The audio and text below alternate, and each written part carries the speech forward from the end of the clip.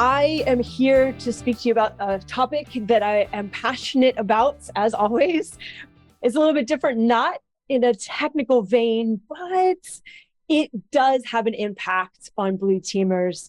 If you want to get anything done, we're going to have to talk about how to present a relevant, well-structured argument. So that's what Big Mad Blue Team is about. Oftentimes, we bring to bear some really essential requests for reconfiguration, requests for this, requests for that. I've been in Blue Team. Oh, this is my bio. I've been in Blue Team for, I was calling it 3 dog years, IT and security, really. But then someone told me that that was actually less than it. I think it's 3 dog years. So over 15 years, I've been in cybersecurity and focused recently on hunting, so threat hunting. I've led an incident response team and threat intel team, but some things that I've noticed really revolve specifically around Blue Team being able to get things done. So a little bit in jest, these are not solid numbers, but I will tell you the highs and the lows of Blue Team, particularly through the lens of a threat hunter. I find some incredible stuff. My last role was a part of a managed services threat hunt team, and a lot of my hits in customers' environments were cyber hygiene. And you may sneer, you may roll your eyes and say, hey, cyber hygiene, that's not the sophisticated actor. How hard is that? But it actually is quite difficult. If you've ever tried to effect change, otherwise known as move the needle and get a reconfiguration of the gold image for your workstation, to push through constrained language mode for PowerShell. Shout out to my folks that have been working on that for forever. It truly is quite difficult. So I have personal motivations for delivering this presentation, which I'll get into, but the Blue Team slant to this is all about how we can best present our case for configuration changes or for additional security implementations to go into effect. So the highs and the lows will say that we've been able to push through. This is a ballpark anecdotal, which in and of itself is a logical fallacy, but anecdotally, about 30% of Blue Team initiatives heatedly contested but implemented. Yay! Maybe 10% of those things that we want to implement are not contested and we get them across the line super easy. But then there's the other category. And it's that other category of initiative that we're really going to be focusing on, how you can hone the message, how you can sidestep something called logical fallacies. So here we go. All about how to present an argument. I'm always first to raise my hand if there's something that really incites anger in me about an environment that I'm working in. I'm like, oh, I'll write a point paper for you. So I pitch this to my manager, my boss.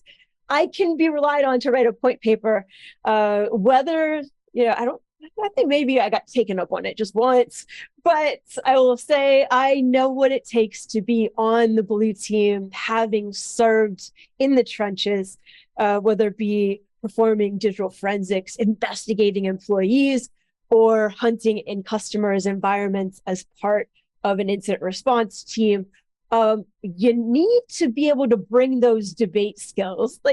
I know Brian Krebs has a couple of blog posts on the most essential skills for Blue Teamers, actually, to break into cybersecurity. He points to, you got to know how computers talk to each other, how devices connect. You have to know a programming language, Linux, Bash. Where does command line, PowerShell? I mean, yeah. But if you want to affect change in your life as a Blue Teamer, you have to have decent debate skills.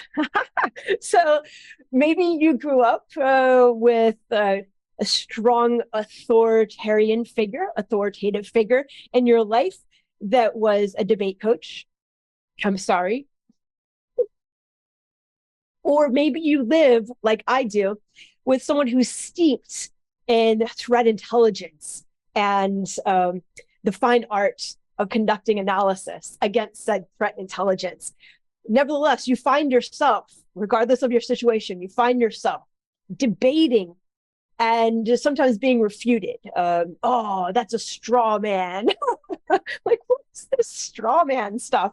Well, we're going to hit upon straw man. We're going to hit upon all of these logical fallacies.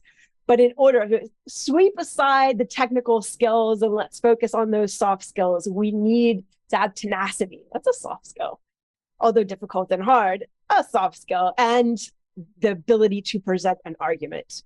Right. Good job. Good job. You like the way my slide ends, blah, blah, blah. Yeah. All right. So logical fallacies. Here is a simple definition for you. Okay. Maybe parts of a whole. Logical fallacies, violations of the principles of critical thinking. And these can be disproven through, say, rational argument, through reasoning. So a logical fallacy, someone can point it out to you and you can actually talk it through. Although you may be quite angry at having someone, I guess you could call it sharpshoot you, but these illegitimate positions often lack evidence. So if someone points to a lack of evidence, that's just one category of a logical fallacy. So when we're proposing some, say, fantastic initiative that's supported by our findings, you always want to bring forth those findings, and we'll talk more about that. So once you construct sound arguments for our blue team initiatives, and I think, makes for a more powerful conversation, a persuasive conversation, perhaps because no one can say, you're villainizing me because of how I feel. And, but, a lot of folks confuse cognitive biases with logical fallacies. And so that's what this slide is truly trying to drive home.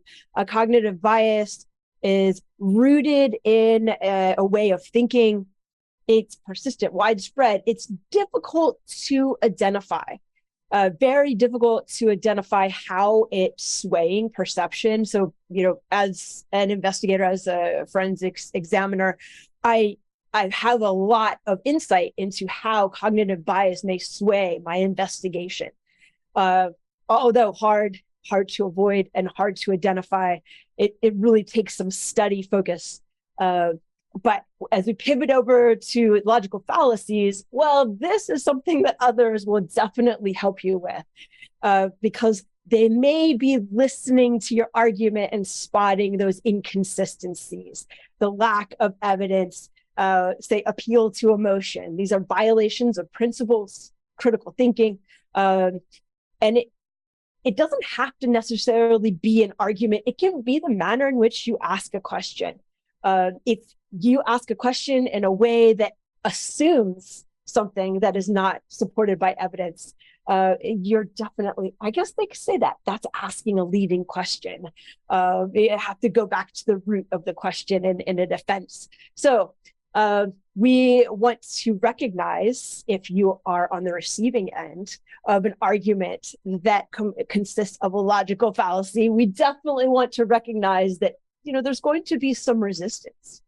People are not going to like that you're saying that's irrational and let's go back to the beginning.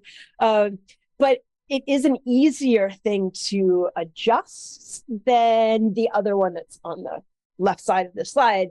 Cognitive bias is not something you can say figure through, draw out on a map, because there is some deep ingrained that's hard to put your finger on as you're bringing forward into your life or your reasoning or the way you interact. So I think that there's hope. This is probably the silver lining as we talk about these failed arguments, or manner in which you can bring an argument forward, because we can change these, and your mileage may vary, attempting to get others to change the way they present.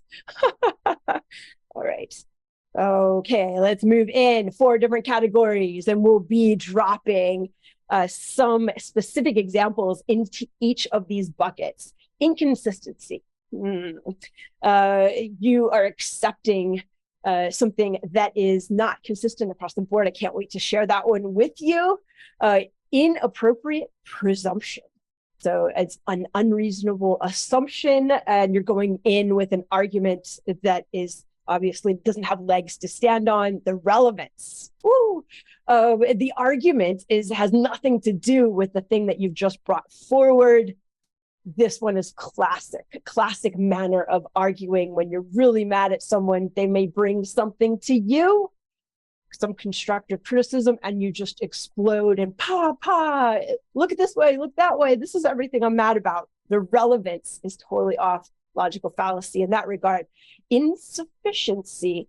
And we talked about the lack of evidence. It's not going to be helpful if you throw something out.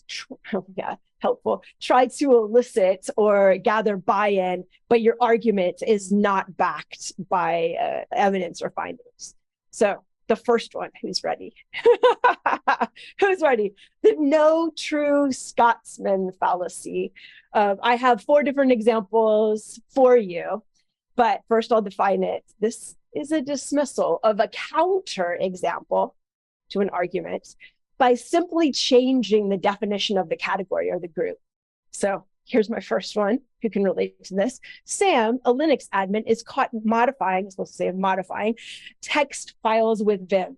His boss excludes him as a member of the team, stating no true Linux admin would use Vim as a text editor. Ooh, burn. All right, this one you can totally relate to. This happened just this week. Alissa incorrectly attributed the Eye of Sauron to Star Wars during a team meeting. So her teammates excluded her as a member of their team, stating no real cybersecurity professional would mistake the origin of the Eye of Sauron. Can you relate to that? Hopefully. Yeah. Where does Eye of Sauron come from? Too bad I don't have my Discord up in front of me, but I'm sure there's some people that are chiming in like, yeah, I was there when it happened. It was terrible. All right. But the next 2 are more real world, and I've absolutely seen this. Perhaps you have as well. It's more of a culture, kind of culture there. Not one of us. So an analyst misses an alert. As a result, there's epic ownage. I have to fill in the rest of it. Our SOC doesn't make mistakes, though. So therefore, that analyst is not a real SOC analyst. Yes. All right. So that whole exclusion, that's no true Scotsman fallacy. What should happen in this case if an analyst misses an alert or marks an alert as a false positive? We always want to go in, right? And think about process, procedure. How have we failed the analyst? So no, seriously, it's probably process. What percentage of your alerts are false positives? Is there a proclivity to mark everything as a false positive? So it's a bit of a gut check. This certainly is an easier stance to take. Exclude the one that made a mistake because we don't make mistakes. And the one on the right is also a bit of a debate right now. You used a detection to trigger your hunt. Therefore, that's not a real threat hunt. So threat hunters will sometimes use a behavioral detection that may be indicative of threat actors' behavior. And I can hear, what are you saying? You used a signature. What are you doing? That's not a real threat hunt. A real threat hunt starts with a hypothesis. Yeah, the hypothesis was earlier when we created the signature that was going to detect said behavior in the environment. Very interesting stuff. But I love this one. It just makes sense, right? No true Scotsman. And I will pull up the Discord now, just in case there's haters strolling. I want to give them their proper respect. I would say gatekeeping is a good word. Who configured the detection? I love that. I love that, Eric. Yeah. I mean, give credit where credit is due. Okay, next one, slippery slope fallacy. So this is like, dude, if I let you take leave during the holidays, then I have to let everyone take leave during the holidays. It's a slippery slope. So good definition of this, a logical fallacy in which a small first step leads to a chain of related events culminating in some significant effect. Like the stack of dominoes. Like all it takes is one social event. If our team has a day of fun, then everything will fall to pieces and no one will be serious about their job anymore. I don't know. This is a bit crazy, right? I was just talking about gatekeeping in the workplace. All right, so here's some examples. And I can't say that the vendors, like, a few years ago now, there was a vendor that paid folks to do fake marching in the streets, pretending to be SOC analysts because of automation, right?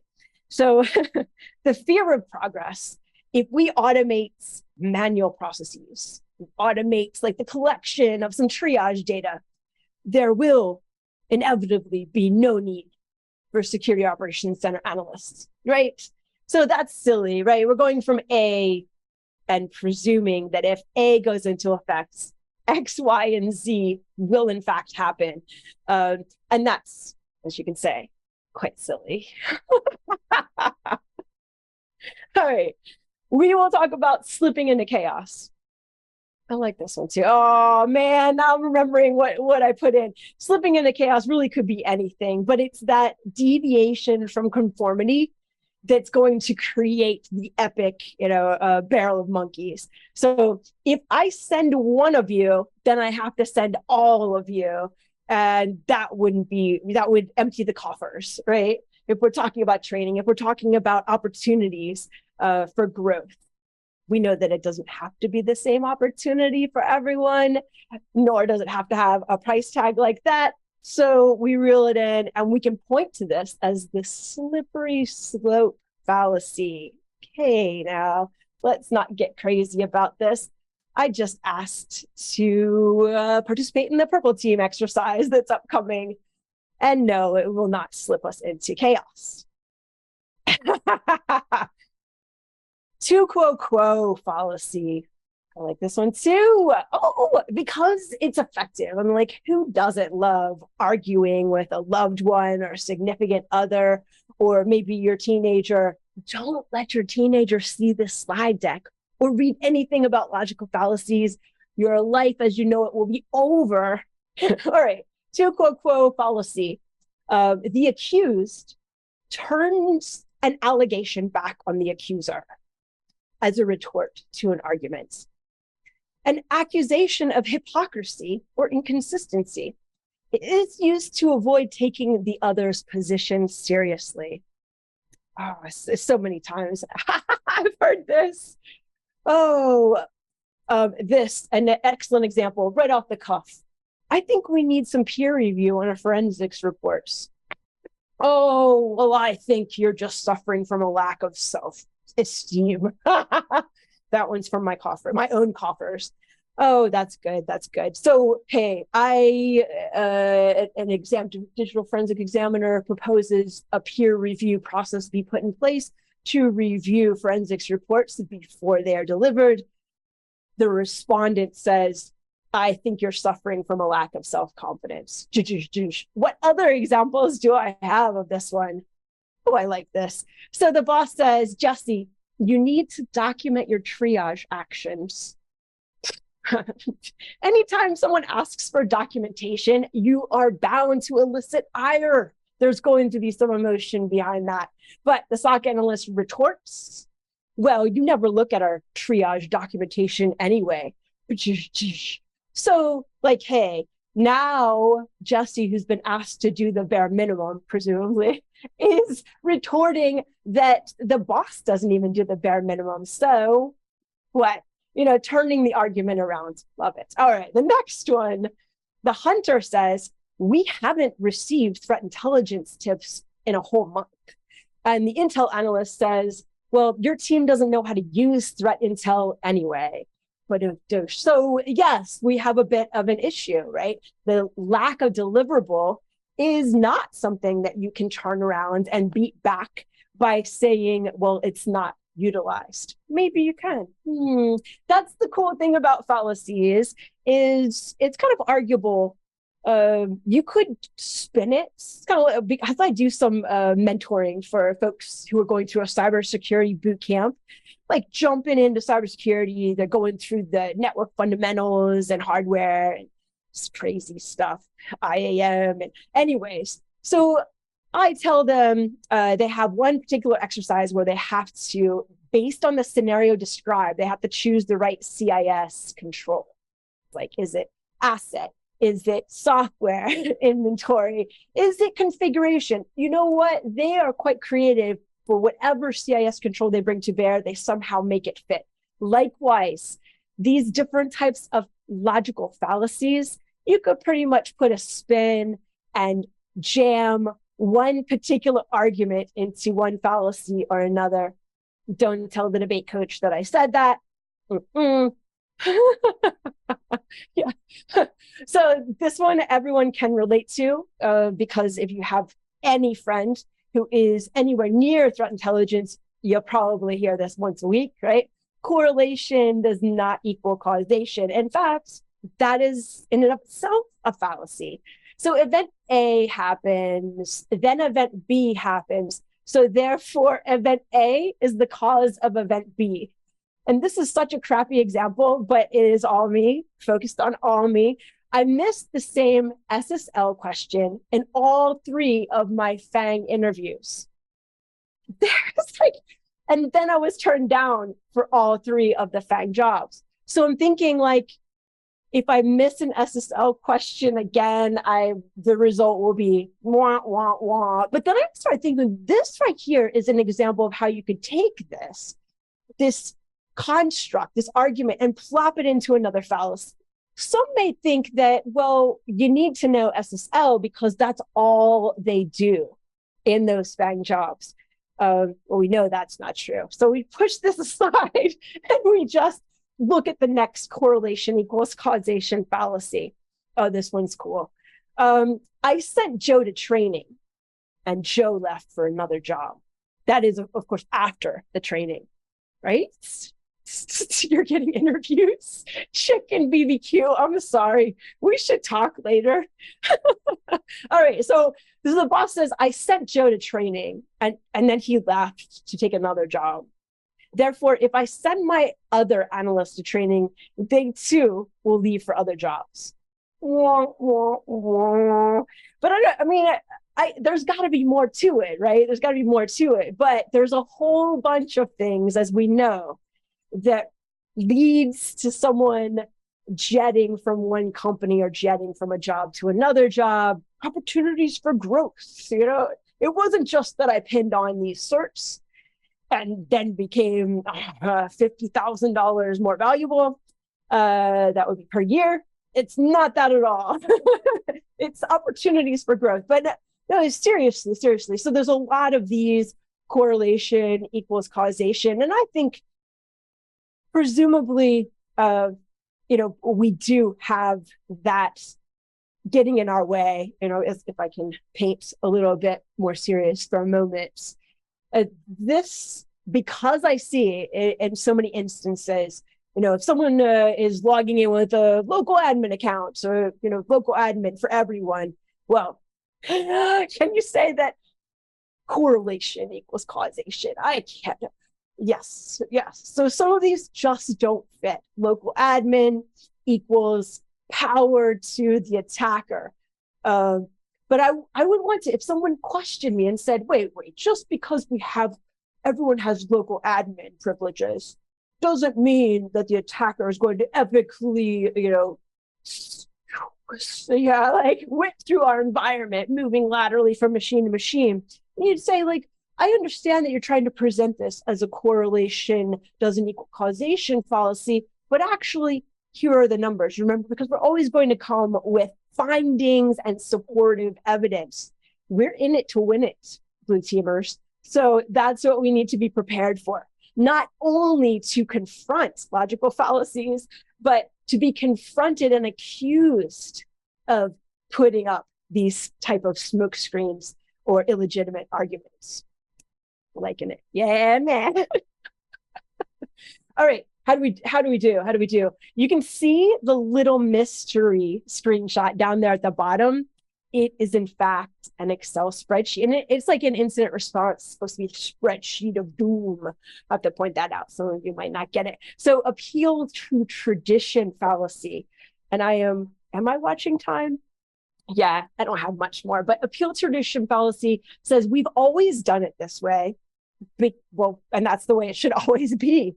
It's kind of like if it's working and it's not broken, then don't go in and try to fix it, which has, I'd say it has some legs, but the argument is based solely on the fact that it's your tradition, not on any substance or evidence that it's the best way forward. And that's where this falls apart, right? Because in cybersecurity, you need to be nimble, agile, hook, and duck. And what is this? Duck. I'm up, they see me, I'm down. That's from the Marine Corps. I was in for 4 years, but it totally comes back to me when I describe nimbleness, agility, the ability to flex, and an appeal to tradition fallacy is going to point that out. Like, just because we've always done it this way doesn't mean it's still 1980s. All right, very good. But on the flippity flip, the appeal to novelty can also draw you in. Am I right? So yeah, just because something is new or someone is new to the team does not mean they have it all together. Just because there's a new feature that allows you, I won't even say it, but just because the new feature has been pitched, it doesn't mean that it's better than what you already have. Right? Vendor A has a new product line. It must be better because it's new than what we're currently using. There is a tendency to say anything's got to be better than what we have, but it all has to be supported with evidence. It's when you get your IT folks in who are monitoring performance and you're comparing the footprint of an EDR agent versus the footprint of another EDR agent, blah, blah, blah. You actually have to come forward with this compare, contrast, evidence-based findings. Love it. Love it. You guys are on fire.